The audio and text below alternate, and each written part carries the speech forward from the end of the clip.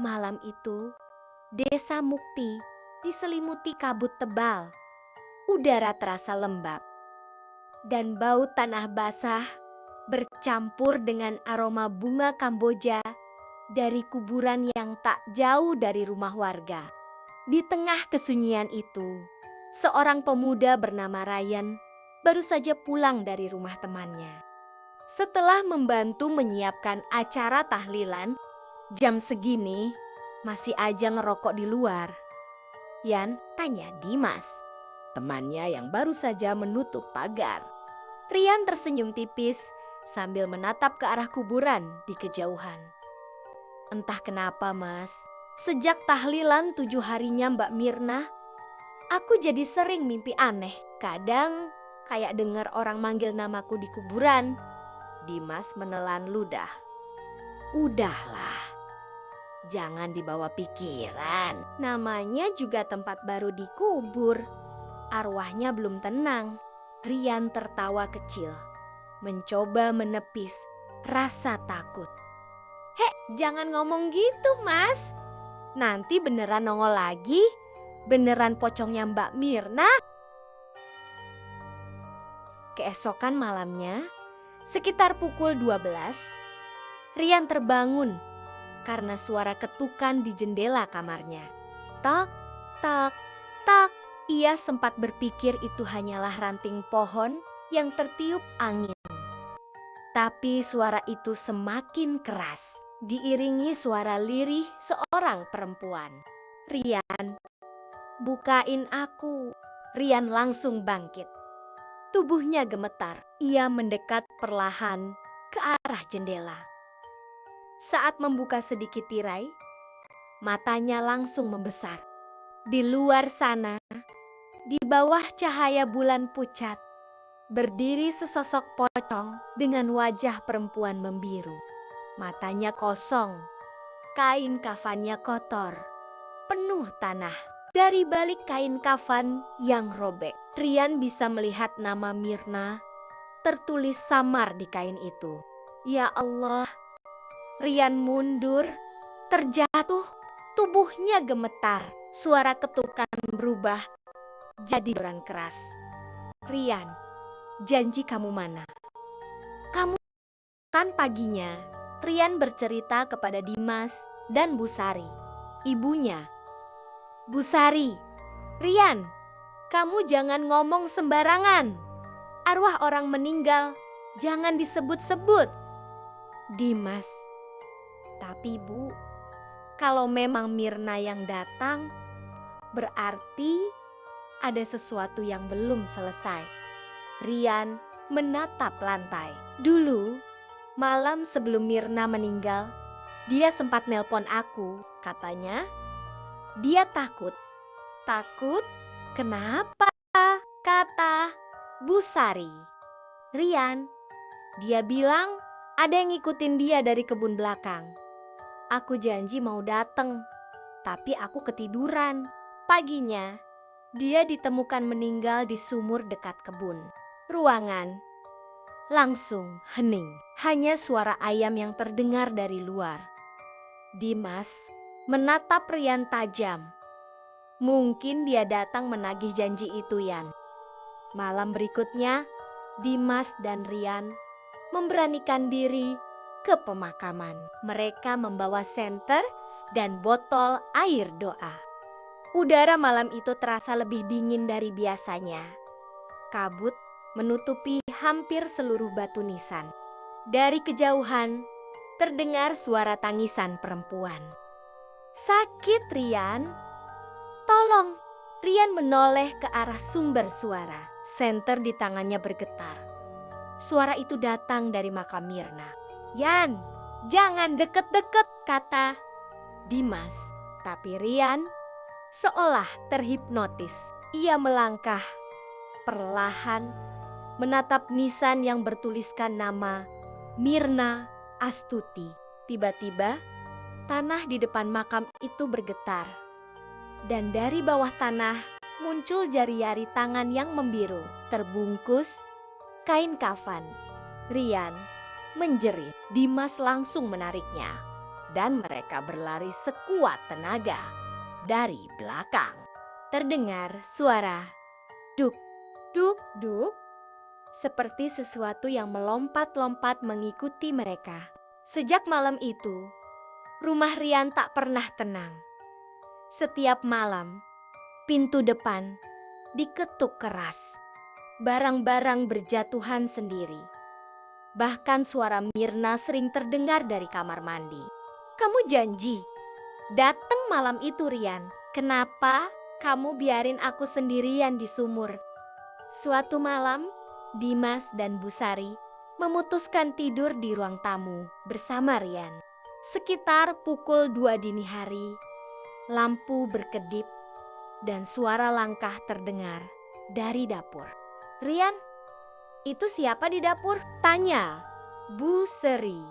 Mereka menatap ke arah sana. Sosok pocong Mirna berdiri di depan kompor. Kepalanya miring, matanya kosong. Ia berbisik lirih, "Aku haus." Pocong itu mendekat perlahan. Kain kafannya menggesek lantai, menimbulkan suara srek, srek, srek. "Bu Sari, bacain doa cepat," kata Dimas. Bu Sari menggenggam tasbih dan mulai membaca ayat-ayat suci. Pocong Mirna berteriak nyaring, lalu lenyap dalam asap hitam. Keesokan paginya, Rian didatangi oleh Pak Ustadz Hasan yang membantu memimpin tahlilan terakhir Mirna. "Nak Rian, arwah Mirna gelisah, bukan karena kamu tak datang, tapi karena kematiannya tidak wajar," kata Ustadz Hasan. "Rian, maksudnya Pak, ada luka di lehernya. Bukan karena jatuh di sumur, seseorang mendorongnya. Arwahnya ingin menunjukkan siapa pelakunya," kata Ustadz. Beberapa hari kemudian, polisi menemukan bukti bahwa Adi, tunangan Mirna, yang membunuhnya karena cemburu. Setelah pengakuan itu, malam-malam di rumah Rian kembali tenang. Namun, pada malam ke-40, setelah kematian Mirna, Rian bermimpi ia berdiri di kuburan yang sama. Mirna muncul dengan wajah tenang, tersenyum di balik kain kafan.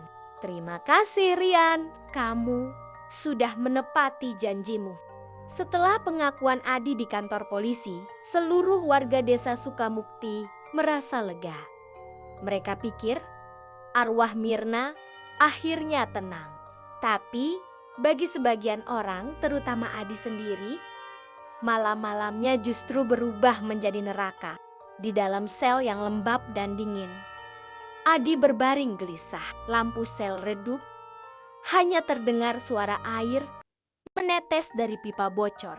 Tiba-tiba, udara di ruangan berubah dingin. Adi merasakan napas berat di telinganya. "Kamu bilang cinta, tapi kamu dorong aku ke sumur." Adi langsung bangun. "Siapa itu? Jangan bercanda." Tak ada jawaban. Hanya suara kain terseret di lantai. Ia menoleh. Dan di sudut gelap sel, tampak sosok pocong perempuan dengan wajah pucat membiru. Matanya bolong hitam. "Aku haus, Di. Haus darahmu." Adi menjerit sekeras-kerasnya. Petugas jaga datang. Tapi saat membuka sel, sosok itu sudah lenyap. Hanya Adi yang terduduk di lantai. Adi menjerit sekeras-kerasnya. Petugas jaga datang. Tapi saat membuka sel, sosok itu sudah lenyap. Hanya Adi yang terduduk di lantai. Gemetar menatap dinding yang kini dipenuhi bekas goresan kuku bertuliskan sumur. Keesokan paginya, kabar Adi ketakutan menyebar. Rian yang mendengarnya merasa resah. Ia menemui Pak Ustadz Hasan lagi. "Rian, Ustadz, saya rasa Mirna belum benar-benar tenang." "Ustadz Hasan, kalau benar begitu, Berarti arwahnya bukan hanya marah, tapi ingin membalas dendam. Rian, tapi dia sudah mendapatkan keadilan. Ustadz Hasan, arwah yang mati karena dendam, tak bisa tenang semudah itu, nak. Ia ingin pelaku merasakan penderitaan yang sama. Malamnya, Rian bermimpi lagi. Dalam mimpinya, Mirna menatapnya dengan mata kosong. Rian, jangan hentikan aku. Aku ingin dia merasakan apa yang aku rasakan. 3 malam kemudian, penjaga penjara melaporkan kejadian aneh. Lampu koridor selalu padam pukul 2 pagi. Terdengar suara loncatan berat, seperti sesuatu yang melompat-lompat dengan kain panjang terseret di belakangnya. Duk, duk, duk. Seorang narapidana di sel sebelah Adi mengaku melihat sosok pocong. Perempuan melompat perlahan, melewati jeruji, menatap Adi yang meringkuk di sudut. Ingat sumur itu, Di? Dingin, dalam, aku masih di bawah. Adi berteriak histeris. Saat penjaga datang, tubuh Adi sudah penuh lumpur dan daun kering seolah baru saja diseret keluar dari tanah. Rian memutuskan untuk menolong Mirna. Sekali lagi, ia pergi ke makam Mirna membawa bunga melati dan air doa. Namun, saat tiba di sana, tanah di atas makam retak halus dan terdengar suara lirih dari bawah. Jangan ganggu aku, Rian. Dia belum merasakan penderitaan. Rian, Mirna, cukup. Dia sudah membayar dosanya. Jangan teruskan ini. Angin berhembus kencang. Bayangan putih muncul di belakang Rian. Pocong Mirna berdiri dengan wajah murka. Matanya merah menyala. Kamu tak tahu apa yang dia lakukan padaku. Tubuh pocong itu mulai menggigil. Kain kafannya sobek, memperlihatkan luka lebam di seluruh tubuhnya. Rian mundur dengan air mata mengalir. Aku tahu kamu sakit, tapi kalau begini kamu tak akan pernah tenang. Pocong itu menatapnya lama, lalu berbisik lirih. Bantulah aku 1 kali lagi. Malam itu, Adi bermimpi dirinya berjalan di tepi sumur yang sama, tempat Mirna meninggal. Dari dalam sumur, terdengar suara tawa perempuan. Ia mencoba berlari, tapi tanah di bawahnya amblas. Tangan putih mencengkeram kakinya dan menariknya masuk ke dalam kegelapan. Kita bersama sekarang.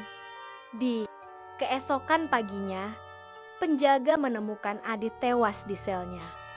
Wajahnya pucat, matanya terbuka lebar, dan di lehernya ada bekas tali kafan melingkar. Di lantai tertulis dengan darah.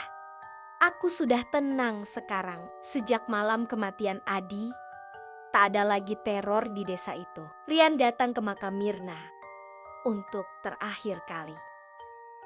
Rian, semoga kamu damai sekarang. Mirna. Angin berhembus pelan. Bunga melati di atas makam bergerak seolah disentuh lembut. Di kejauhan terdengar suara lirih. Rian tersenyum tipis, menatap langit senja yang mulai memerah. Ia tahu meski arwah Mirna sudah pergi, kenangan malam sumur berdarah itu tak akan pernah benar-benar hilang.